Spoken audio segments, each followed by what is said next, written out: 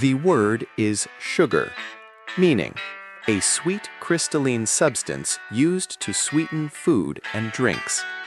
Usage: I need to buy more sugar for baking this weekend.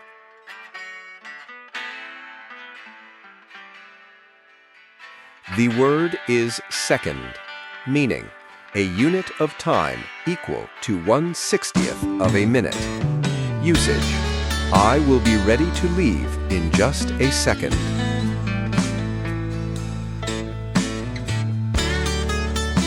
The word is active, meaning engaged in physical activity or functioning currently. Usage: she leads a very active lifestyle, playing sports daily.